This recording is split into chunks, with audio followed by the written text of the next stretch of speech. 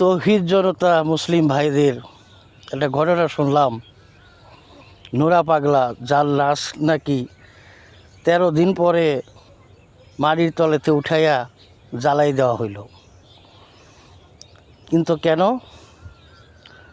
সে নিজেকে ইমাম মেহেদি দাবি করছে, হযরত মহানবী সাল্লাল্লাহু আলাইহি সাল্লামকে সম্মান করছে, কোরআনকে কচুপাতা বলছে। কথা হইল এই যে মানুষ যখন মৃত্যুবরণ করে তখন শাস্তি দেওয়ার মালিক এক আল্লাহ। মানুষ মরার পরে মানুষ কোনো শাস্তি দিতে পারে না। মরার পরে মানুষ কোনো শাস্তি দেয় সেও আল্লাহর কাছে অপরাধী হয়। যখন সে জিন্দা ছিল, যখন কোরআনকে কচুপাতা বলল, নিজেকে ইমাম মেহেদি দাবি করলো, হযরত মহানবী সাল্লাল্লাহু আলাইহি সাল্লামকে অসম্মান করলো এবং কলমা লা ইলাহা ইল্লাল্লাহু মুহাম্মাদুর রাসূলুল্লাহ ইমাম মেহেদি নামে সে প্রচার করল।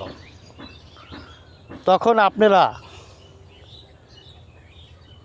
সে যে বয়ানটি করছে, এই বয়ানটি তার নিজ মুখেতে সারা বিশ্বের জনতাদের যদি শোনাইতেন তাইলে সবাই বিশ্বাস করত হয়তো সে এই কাজটা করছে, এই বলছে, এই জন্যে তাকে এই কাজটা করা হয়েছে, একটা সাক্ষী থাকতো। এখন আপনারা যে এটা বলতেছেন এটা যদি সত্য হয় তাহলে সে জীবিতকালে যে বয়ানটি দিছে এই বয়ানটি সারা দেশে পেশ করেন, তাইলে আপনারা নির্দোষ প্রমাণিত হবেন। আর নাইলে আইন সবার জন্য সমান। কারণ সে নুরু পাগলা যা করছে, সে কাফের যে কাজ করে কাফের কাজটাই করছে, কিন্তু সে যখন মারা গেছে তখন এই শাস্তি বিধান আল্লাহর বিধানে যা আছে আল্লাহ তাকে শাস্তি দিব। মরার পরে মানুষ কাউকে শাস্তি দিতে পারে না।